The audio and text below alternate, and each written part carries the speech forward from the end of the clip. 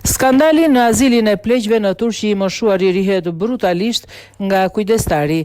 Një skandal i rënd ka shpërthyer në një azil pleq në Turqi, ku pamje filmike tregojnë ushtrimin e dhunës fizike ndaj një të moshuari. Në video shihet një person i cili ishte duke i bërtitur dhe duke e goditur të moshuarin. Pamje dyshohet se a regjistruar në korrik të vitit 2023.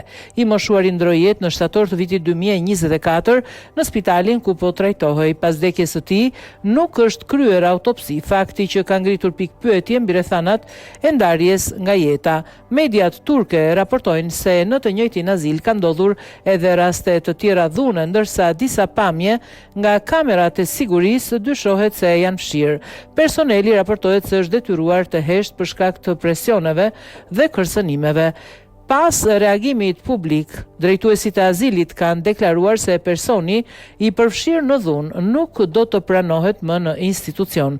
Ndërkohë rasti është referuar Ministrisë Familjes dhe Shërbimeve Sociale dhe Prokurorisë, ku janë vendosur masa administrative ndërsa hetimet për ngjarjen vijojnë.